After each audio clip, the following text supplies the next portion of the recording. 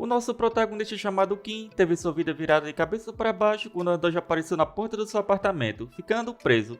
No começo, ele ficou fascinado com isso, sentindo-se como o protagonista de uma história de fantasia ao explorar a dungeon. No entanto, esse sentimento desapareceu rapidamente quando ele se deparou com monstros e quase morreu. Mesmo não querendo entrar na dungeon novamente, ele foi obrigado a retornar, iniciando sua jornada. Essa é a parte 4. Caso ainda não tenha visto as outras partes, deixarei uma playlist abaixo para vocês. Agora continuaremos de onde paramos. Após passar 3 meses treinando juntamente com Cristina para aprender imbu e magia nos itens, após seu treinamento acabar, o boss da dungeon de Rank E é finalmente encontrado. Em outro lugar, alguns figurantes comentam que ele não apareceu, enquanto outro diz que seria uma boa ajuda se ele viesse. Hannah, que se tornou a líder da guilda dos normais, diz que não criou nenhuma expectativa de qualquer forma e decide que eles terão que concluir essa dungeon sozinhos. Com isso, ela os instrui a se prepararem para a batalha, mas logo em seguida Kim chega acompanhado de um exército de esqueletos. Impressionados, todos perguntam se Kim invocou tudo isso sozinho. Hannah expressa sua felicidade em revê-lo e agradece por ele ter se vingado da sua irmã. Ela se apresenta como a líder da guilda e agradece por sua ajuda. Hannah também promete retribuir sua gentileza um dia. Kim responde humildemente que não foi nada, pois ele agiu dessa forma apenas porque decidiu que Jong-Young era seu inimigo. Em seguida, Hannah pergunta se ele está interessado em se juntar a eles novamente para matar o boss em troca de benefícios mútuos. Ela menciona que apesar de Kim ser forte, sempre há um limite para o que ele pode fazer. Antes de ela terminar de falar, Kim interrompe dizendo que não será ele a achar essa raid difícil. Devido a isso, ela oferece uma colaboração remunerada, oferecendo 550 mil em dinheiro e 5 cristais de mana de baixo nível, além de um bônus caso a raid seja bem sucedida. Cristina comenta que 5 cristais de mana não é um mau negócio, mas Kim ressalta que meio milhão é pouco dinheiro. Ela continua e promete dar ele um item dropar do boss quando ele morrer, independentemente do que seja. E também 5 membros de sua guilda, incluindo ela, farão um voto de mana para honrar qualquer pedido dele. Devido a essas vantagens oferecidas, Kim aceita cooperar junto com ela. Não apenas agora, mas também no futuro, dentro dos limites possíveis. Ela agradece e começa a contar o plano que eles fizeram para essa raid. Após ela entregar o dinheiro, Hannah começa a explicar o plano, onde os exploradores de curto alcance formariam um escudo, e os de longo alcance seriam a lança. Kim pensa como ele não sabia qual era o tipo de monstro que o boss era, foi por isso que escolheram a estratégia mais básica e confiável. No entanto, esse plano foi destruído antes mesmo de começar. Kim, ao usar o poder mental, descobre que o boss era um lobisomem, e tinha pelo menos 100 monstros junto com ele. Hannah fica surpresa ao descobrir isso, mas Kim fala para ela não se preocupar, pois ele já tem um plano para lidar com isso. Após isso, eles montaram uma nova estratégia. Depois de terminar as preparações, eles abrem a porta da sala do boss. Rapidamente, os figurantes começam a falar que seria mais difícil do que eles pensavam, pois se deparam com vários monstros que rapidamente partem para cima deles. Hannah fala para o esquadrão de escudos avançar e criar uma barreira, enquanto os outros jogam óleo nos monstros e os magos em seguida lançam várias bolas de fogo, queimando vários monstros. Após isso, os minotauros vêm para cima deles. Hannah fala para Kim cuidar dos minotauros, e assim Kim invoca vários esqueletos. Mas os figurantes conseguem derrotar os minotauros antes de Kim, e um deles fala que foi fácil demais e nem precisava da ajuda do necromante. No entanto, em seguida, um poderoso ataque é lançado, destruindo a barreira do escudo. Hannah fica surpresa pela barreira ter sido destruída por um só golpe, mas fala para todos ficarem em posição, pois não poderiam perder terreno. Entretanto, quando eles jogam as flechas e bola de fogo, o Minotauro consegue se defender. E devido a isso, a vanguarda começa a se desfazer e os monstros estão avançando cada vez mais. Hannah fala para todas as unidades entrarem em combate corpo a corpo e usarem tudo o que tem para sobreviver. Mas ela sabia que eles não poderiam continuar em uma guerra direta assim e começa a pensar que seria melhor recuar. No entanto, Kim fala para todos recuarem para a retaguarda que ele iria começar. Hannah diz que é demais para os esqueletos lidarem e eles seriam destruídos em um só golpe. Mas Kim diz que ainda não acabou e convoca vários outros esqueletos cercando os monstros. Hannah não consegue acreditar que ele conseguiu invocar tantos de uma só vez. E não só isso, Kim também convoca Nidhogg, falando para ele usar o sopro necrótico dizimando tudo à sua frente. Hannah fica impressionada ao ver que todos os monstros foram completamente desintegrados. No entanto, Kim acaba usando bastante de sua mana, mas ele diz que ainda não acabou, pois sobrou o boss e alguns monstros que partem para cima deles. Hannah ordena que todas as unidades retomem suas posições e se preparem para o contra-ataque. Os arqueiros conseguem eliminar os menores e Kim, usando os esqueletos, diz que vai bloquear os minotauros e pede para que eles lidem com os ratos superiores primeiro. Hannah alerta que Kim vai acabar tendo exaustão de mana se continuar assim. E logo em seguida, o boss tenta acertar Kim, mas Keslie cai e consegue salvá-lo. E Cristina lança uma poderosa magia no boss, o jogando para longe. Mas o boss acaba se curando. Kim fica surpreso com a vitalidade do boss, mas diz que isso não significa que não é possível derrotá-lo. Antes, o sopro necrótico usou a mana de Nidhogg e não a dele, o que permitiu a Kim atrair o boss sozinho para o seu lado, agindo como se tivesse ficado sem mana. Ele estava feliz por sua armadilha ter dado certo. Após isso, ele decide que vai acabar com isso e instrui Kessler e Kai a atacarem. Com suas habilidades, ele lança uma onda de ataque no boss, mas para a surpresa de Kessler, o boss consegue se curar antes mesmo da espada o cortar. Kai diz que ele precisa mirar na garganta, explicando que enquanto mantém ocupado, pede para Kessler finalizá-lo em apenas um golpe. Quando Kessler se prepara para finalizar o boss, ele acaba desviando e indo em direção a Christina, mas era isso que ela realmente queria, onde ela usa uma magia de aprisionamento, e após isso, Kessler dá o golpe final. O boss, após morrer, acaba dropando um cristal. Christina explica que essa pedra é um cristal de mana com o poder da lua, sendo muito valiosa, e diz que será de grande ajuda para eles. Após isso, Hana juntamente com os outros guerreiros terminam de eliminar os restantes dos monstros que sobraram. Alguns monstros começam a fugir, mas Kai facilmente dizima os que fugiram, que anuncia que o ataque à dungeon finalmente acabou e parabeniza a todos pela conclusão da dungeon. Todos ficam felizes por terem conseguido terminar, e Hana também fica feliz, enfatizando que tudo isso é graças a Kim. Ela agradece a sua colaboração, e Kim diz que apenas fez o que era esperado de um colaborador. Ela pergunta como quer fazer as coisas no futuro, e Kim responde que vai colaborar novamente se for necessário, mas ainda vai continuar seu caminho. Após isso, ele sai da dungeon. Hana grita, dizendo que está planejando ir para o segundo andar em 3 dias, e se ele tiver algum tempo, ela pede para que ele venha também. Kim responde que vai ver e depois avisa. Um dos figurantes comenta que ele é muito mais forte do que eles têm imaginado, destacando que tirando o dragão esqueleto, os 3 mortos-vivos que lidaram com o lobisomem também eram muito fortes. Outro fala que estava feliz por Hana ter feito uma colaboração com ele. Após isso, Hana diz para todos voltarem para casa. Em casa, Kim pergunta a Christina se a Pedra da Lua é tão incrível como ela tinha falado, pois ela pareceu ter ficado muito interessado nela. Christina revela que no seu mundo, a lua era chamada de Olhos de Deus, iluminando a escuridão. Ela explica que quando a lua brilhava em vermelho, os monstros do continente de Eida se tornavam mais violentos, e quando ela brilhava em azul, eles se acalmavam. Por causa disso, as pedras da lua, que continham grande poder lunar, eram usadas de várias formas. Ela cita o lobisomem que mataram como exemplo, explicando que ele tinha uma grande vitalidade que seria de um troll devido à pedra. Kessler comenta que foi por isso que cortou a cabeça dele de uma vez, antes que ele pudesse pensar em reviver. Kim agradece a Kessler e diz que conseguiram a vitória graças a ele. Ele pergunta a Christina como ela pensa usar a pedra da lua, e ela responde que um deles, a usando como núcleo central, seria a melhor jogada. Rapidamente, Kessler diz que se é para escolher entre eles, já tem uma resposta. E tanto Kessler quanto Kai sugerem que Christina seja quem utilize. Ela fica um pouco surpresa. Kessler comenta que essa pedra não combina muito com ele. E Kai também diz que teve a sensação de que não lhe pertencia. Kim fala que foi uma questão de intuição e que está decidido que Christina será escolhida. Ele afirma que não há ninguém melhor para usar a pedra além dela. Christina responde que todos eles considerarem isso uma honra é muito significativo para ela, e agradece muito prometendo cumprir com a expectativa de todos. Rapidamente, ela diz que vai começar o trabalho de processo e pede para não incomodarem por um tempo. Kim fala que agora não vou ver Christina por um tempo. 3 dias depois que o grupo de Kim pegou a pedra, como planejado, a guilda dos normais estava prestes a descer para o segundo andar da dungeon. Hana avisa que o segundo andar da dungeon será bem mais perigoso do que o primeiro andar, então pede para que não sejam descuidados e protejam uns aos outros, os lembrando que o objetivo deles é voltar com vida.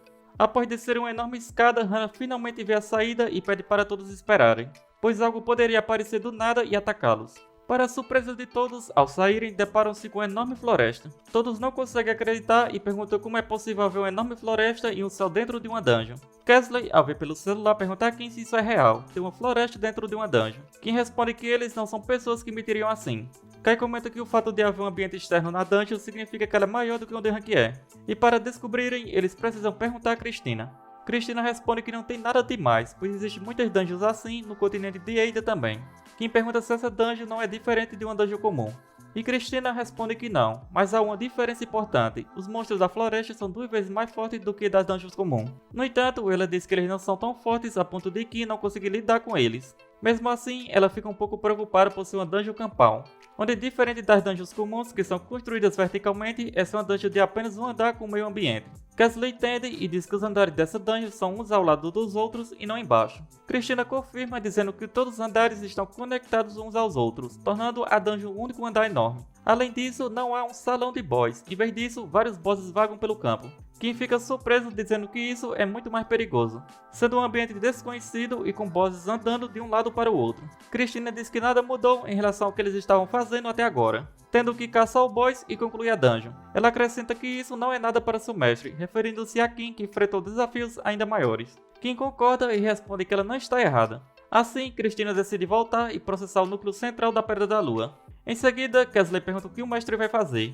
E Kim responde que como nada mudou, ele decide ir lá treinar novamente, pois esse é o momento mais importante. Kesley e Kai ficam bastante felizes, pois ver a evolução do mestre os deixa animados para evoluírem também. Com isso, Kai diz que vai terminar de ler o livro que estava lendo e Kesley diz que vai terminar de ver a novela. Após isso, eles se separam para fazer suas tarefas como sempre. E alguns dias depois, eles fazem um novo plano e uma proposta para a Guilda dos Normais. Hana recebe uma mensagem de Kim. Um figurante pergunta se é o cara de antes e o que ele quer. Hana responde que antes ele disse que não trabalharia com eles, então acredita que deve ser só uma mensagem de alerta da nova dungeon. No entanto, para sua surpresa, percebe que ele fez uma proposta com condições diferentes. Alguns dias depois, alguns figurantes estavam trabalhando para Kim, pois sua proposta era que eles emprestassem uma mão para reforçar a estabilidade interna e construírem um forte. Kim percebe que tudo estava indo bem após os normais aceitarem a proposta. Kesley pergunta o que o mestre estava fazendo naquele lugar.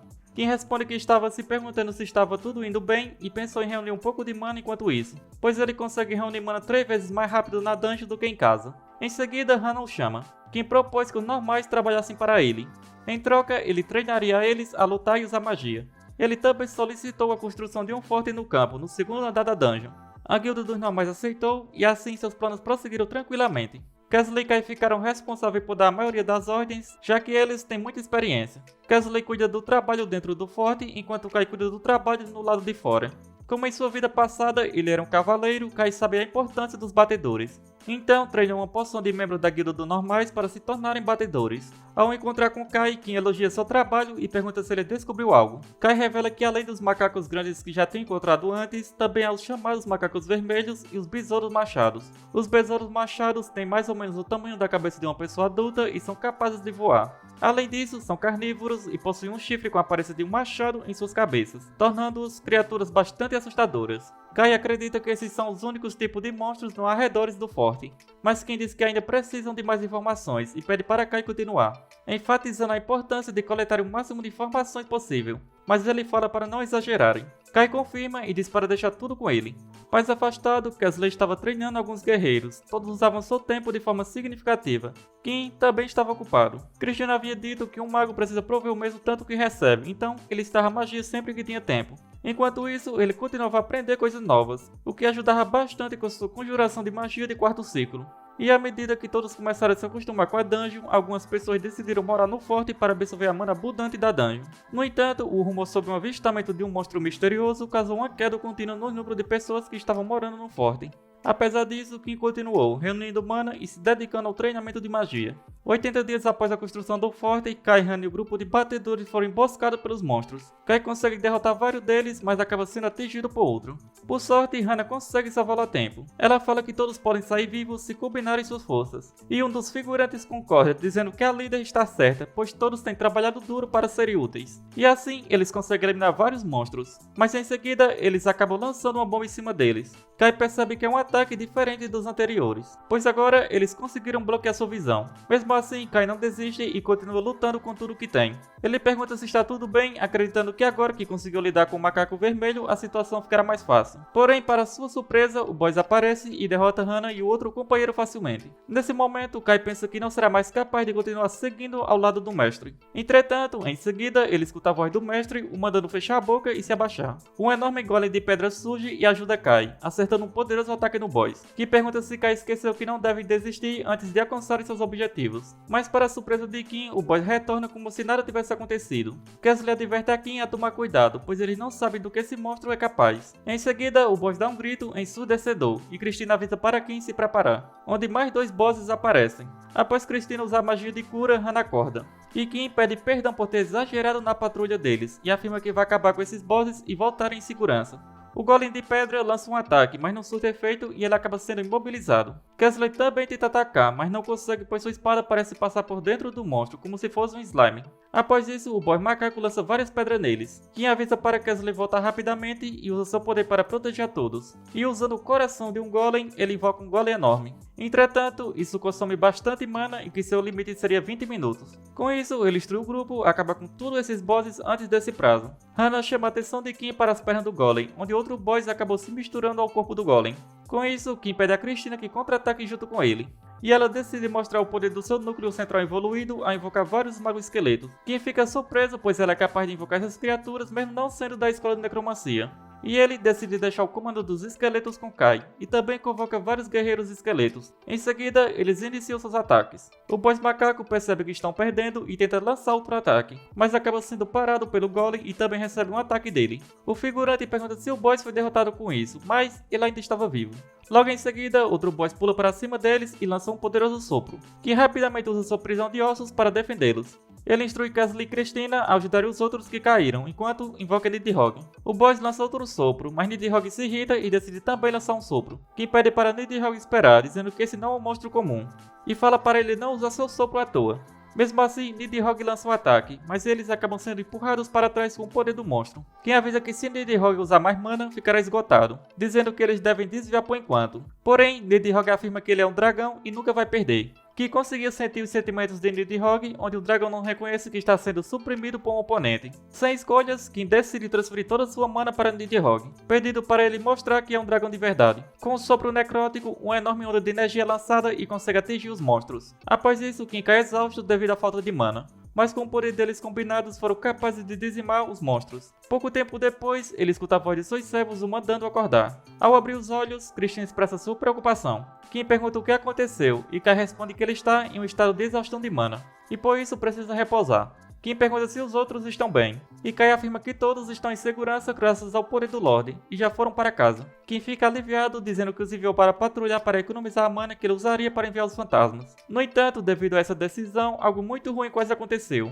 Mas Kai comenta que devido à reserva de mana do mestre, eles conseguiram se livrar da maioria dos bosses. Kessler acrescenta que se o mestre não tivesse guardado toda aquela mana, a luta contra aqueles monstros teria sido mais tensa. Christina concorda com Kessler, afirmando que se eles eram monstros, iriam encontrá-los de qualquer jeito, e foi melhor acabar com todos de uma vez só. Porém, Kim sabia que ainda havia um problema. O orgulho de Nidhogg quase colocou todos em grave perigo. Kai revela que não conseguiu falar isso antes, dadas as circunstâncias, mas acredita que o mestre deve ser informado agora. Kim pergunta o que aconteceu, e Kai responde que enquanto ele e Hana estavam patrulhando, descobriram um novo monstro, um gigantesco humanoide. Kim fica bastante surpreso. Kai diz que acredita que o gigante amaldiçoado era um pouco maior que o macaco branco, e pertence à menor classe dos gigantes. Kessler comenta que mesmo sendo um dos gigantes mais fracos, ele não é um monstro que pode ser derrotado facilmente, sendo muito mais forte que um ogro ou um troll, e possui alta resistência à magia. Além disso, o gigante amaldiçoado é conhecido por sua alta inteligência, o que o torna um oponente difícil para Kim, Christina e os outros derrotarem. Em seguida, Nidhogg expressa o interesse em lutar contra o gigante sozinho, enquanto os outros poderiam assistir sem interferir. Kim fica irritado com a atitude de Nidhogg, e Nidhogg fala para eles não perderem tempo e se apressarem. Kessler menciona que dizem que dragões e gigantes sempre foram inimigos, perguntando quão problemático é isso a ponto de Nidhogg agir dessa forma. Christina diz que Kim não pode permitir que Nidhogg continue agindo desse jeito que ele quer para sempre, e que agora que Kim ficou muito mais forte, ele terá que domar Nidhogg pelo menos um pouco. Kim concorda, mas primeiro sugere que descansem. Em outro lugar, um ser misterioso fala sobre ter criado o lobo sanguinário de 2 cabeças e lamenta vê-lo morrer tão rapidamente. Ela comenta que parece que existem pessoas interessantes no pequeno país chamado Coreia do Sul, pois suas criações foram caçadas rapidamente, e devido a isso, os 20 estipulados já foram decididos. Com isso, ela decide começar girando a roleta. Ela fica feliz com o resultado, mesmo querendo deixar esse para o último, mas ela terá o gostinho da criatura mais interessante primeiro. O tempo passa e chega um momento em que eles podem ser atacados de qualquer lugar a qualquer momento, e o grupo de Kim começa a se preparar para subjugar o gigante. Hana fica surpresa por Kim conseguir criar um coração de golem sozinho. Kim explica que é muito útil para invocar um golem que se sustenta absorvendo a mana ao redor, mas o tempo varia dependendo do golem. Ele revela que levou muitas tentativas para criar um produto útil como tem agora, mas finalmente conseguiu. Kim pergunta se ela tem mais alguma coisa para dizer. Hana se desculpa e explica que a guilda dela discutiu sobre a cooperação com Kim, onde a ajuda dele tornaria a execução muito mais fácil, mas um dia eles terão que se tornar uma guilda capaz de fazer qualquer coisa sem a ajuda dele.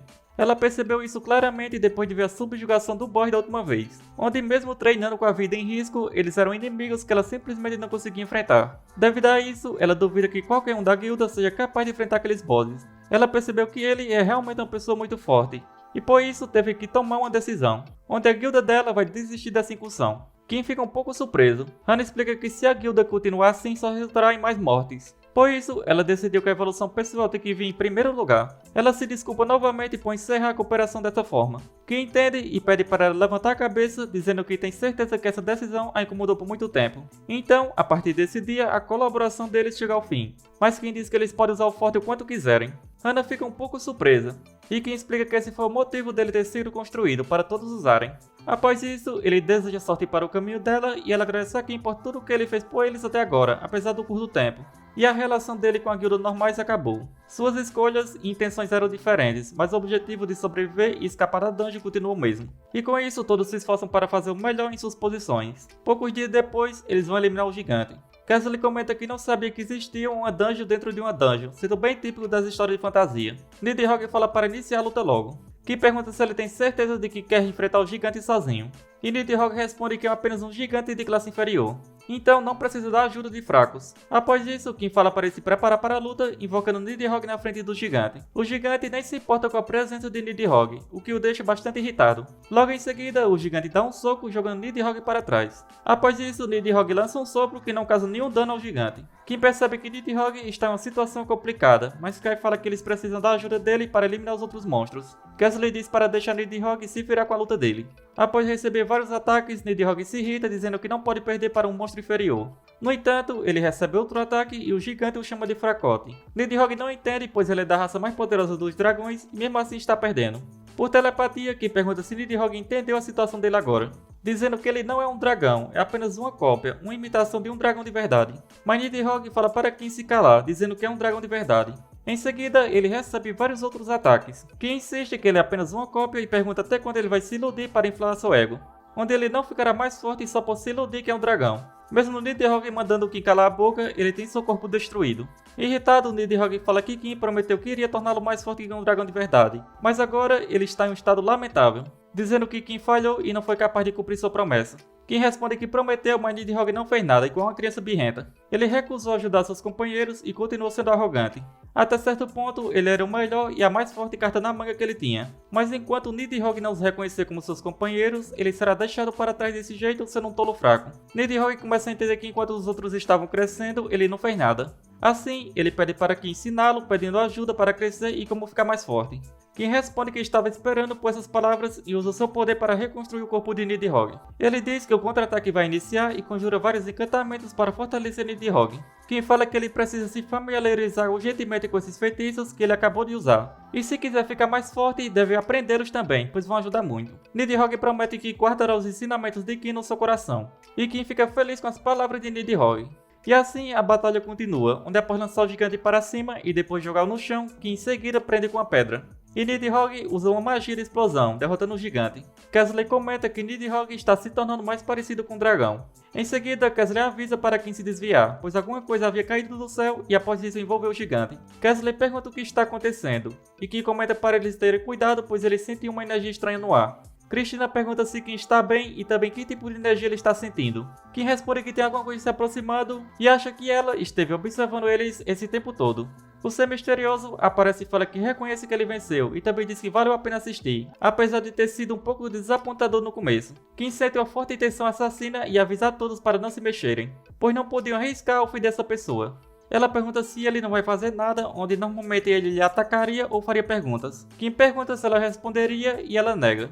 Ele comenta que é como ele pensou, onde apenas os fortes conseguem aquilo que querem. Ela comenta que parece que ele sabe qual é seu lugar, onde apenas os fortes podem ganhar e escolher o que querem. Ela fala que originalmente iria matá-lo, mas vai abrir uma exceção e vai deixá-lo vivo, pois ela gostou do que ele fez com o esqueleto que não sabe o lugar dele, reconhecendo que ele é só uma imitação. Ela comenta que odeia bastante gente que não sabe seu lugar. Kim percebe que ela está bastante irritada com Nidhogg. Ele começa a se perguntar se essa pessoa pode ser um dragão de verdade. Ela pergunta o que vai fazer agora, já que desceu e não pode ir embora sem fazer nada. Em seguida, ela usa uma magia, e Kim sente que seu corpo se recuperou completamente e até sua mana estava transbordando. Ela fala que agora, como todos estão em seu melhor estado, é hora de lutar. Kim pergunta se é contra ela, e ela responde que ele não precisa se preocupar, pois não teria graça se ela fosse com tudo. Ela diz que vai pegar leve contra ele e diz para ele dar seu melhor para sobreviver e tentar durar pelo menos 5 minutos. Christina fala que tem algo de errado, pois o que ela diz não faz sentido, mas parece que ela quer testá-los. Kim diz que eles não têm escolhas e assim eles devem fazer o que ela quer agora. Ele fala para eles canalizarem o máximo de mana possível e atacar usando o sopro de Nidhogg,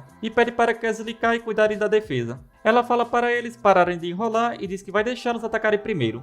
Em seguida, Nidhogg começa a canalizar seu sopro, E Kim fala para Christina fornecer toda a sua mana para Nidhogg. Assim, ele lança um poderoso sopro diretamente nela, mas ela se defende do sopro e ainda destrói Nidhogg fortalecido. Ela pergunta se estava errada sobre ele e também pergunta se deveria matá-lo. Kingsley comenta que ela está em um nível completamente diferente e pergunta o porquê ela está nesse lugar e como eles deveriam lutar contra ela. Kim decide restaurar o corpo de Nidhogg novamente e fala para ele atacar o gigante. Kim diz para Christina usar a explosão de cadáver com ele. Ao usar magia, uma enorme explosão acontece e a barreira em volta do gigante é destruída. Porém, Ki percebe que ela está se reformando. Então ele fala para Kai e Kingsley que precisam acabar com o gigante antes que a barreira se reforme completamente. Com isso, rapidamente Kingsley ataca o gigante, o tirando da barreira, e fala para Kai dar o golpe final. Kai lança sua espada encantada no peito do gigante, que impede para que sua teoria esteja certa. E ela pergunta o que o fez focar o ataque no gigante em vez nela. Quem explica que imaginou que seria preciso algum tipo de meio para permitir que uma existência tão poderosa como ela apareça na dungeon. Ele também suspeita que esse foi o motivo pelo qual ela protegeu o gigante com a barreira. Ela começa a rir dizendo que ele é certamente diferente dos outros, chegando tão longe com esses ossos velhos e destruindo o meio que ela fez, sendo feitos impressionantes. Ela diz que ele passou em seu teste e vai deixá-los viver, pois está menos entediada agora graças a ele. E como recompensa, ela reivindica ele, o que significa que o considera sua presa ou subordinado. Com o tempo dela acabando, ela começa a sumir e revela seu nome é Glória, um dragão que é um demônio do desastre. Ao retornarem para casa, Ki comenta sobre o fato de Glória tê-lo reivindicado como presa ou subordinado. Christina fala que se ela realmente está falando sério, eles agora estão em apuros, pois terão que enfrentá-la novamente como inimiga ou se tornarão subordinado dela. Quem sabe que qualquer ser capaz de invadir esse mundo usando uma dungeon certamente não é criatura comum. E é possível que existam outros seres poderosos além de Glória por aí. E ele não tem certeza se esses seres estão tentando invadir a Terra após terminar a invasão no planeta onde Christina vivia. Ele supõe que esses seres poderosos estão selecionando pessoas talentosas para serem seus subordinados ou planejando eliminá-las para aumentar suas influências. Kingsley pergunta o que o mestre vai fazer agora. Quem pergunta o que eles acham que ele deve fazer. Kingsley diz que deve lutar, mas sabe que enfrentá-los agora não é escolha sábia. Onde embora tenha tido sorte de recuperar suas memórias quando o conheceu, isso não muda o fato de que eles já estão mortos. No entanto, ele ainda está vivo e não pode colocar o mestre em perigo, pois Kim só tem uma vida. E se Kim fosse juntar a eles, Kingsley diz que continuará trabalhando junto, mas apenas até poder existir independentemente dele. Kai afirma que vai seguir o mestre até o fim, pois é sua obrigação como vassalo e cavaleiro ajudá-lo a seguir o caminho certo, onde independentemente do resultado, está ao lado do seu Lorde e até o fim é seu desejo. Christina também afirma que vai seguir o mestre, que pergunta se ela o seguirá mesmo que eles tenham que se aliar à Glória ou seria inimigo dela. Ela responde que, como disse antes, seu objetivo é transcender seu poder atual, e a vingança é um desejo secundário, onde se não for possível se vingar, ela quer ao menos ascender de nível ao lado do mestre. Quem pergunta a opinião de Nidhogg, e ele diz que seu objetivo é ser mais forte do que um dragão real, onde não importa qual lado Kim escolha, contanto que ele possa ficar mais forte é o suficiente para ele. Kingsley fica irritado por ser o único que pensou diferente e pergunta o que o mestre acha de tudo isso.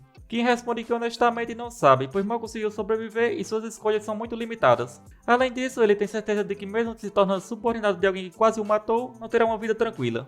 Kingsley pergunta se ele vai continuar lutando contra eles. Kim responde que por agora é isso que está planejando, pois Glória não determinou que ele já é subordinado dela, deixando a dúvida no ar. As opções deles são correr ou lutar, e seu coração diz para ficar mais forte, não importa como, enfrenta a Glória. Kingsley fica feliz e diz que o mestre é um homem de verdade. Ele estava impressionado que o mestre deseja lutar contra alguém tão poderoso mesmo sabendo que não tem chance agora, e está disposto a ajudar no que for preciso. Christina comenta que Glória está em um nível completamente diferente. Ela disse que o apoiaria, mas se ele não for capaz de derrotá-la e correr o risco de morrer, talvez ela acabe abandonando. Kim pensa que isso significa que lutar contra Glória sem nem ter chance de vencer, Christina se tornaria sua inimiga. E se esse dia chegar, ele será forçado a fazer lhe obedecer usando seu controle, não como sua companheira, mas como uma ferramenta. Ele reconhece que o relacionamento atual de respeito mútuo foi o que o trouxe até esse ponto. Em seguida, eles são interrompidos por alguém tocando a campainha. Christina questiona se a casa deles está conectada de volta à Terra depois de concluir a dungeon. Kim pergunta se já podem sair, mas ao parar para pensar sobre quem veio visitá-lo, ele percebe que não há motivo para alguém vir lhe ver. Ao olhar pela câmera, ele vê uma mulher que se apresenta como Riem, sendo uma gerente na agência que opera o site da dungeon, uma administradora. Ela pede para conversar um pouco com ele. Kim fica surpreso, mas depois percebe que não é algo perigoso. Apenas uma pessoa do site da dungeon querendo visitá-lo. Após perceber o que estava falando, todos ficam bastante surpresos com a visita.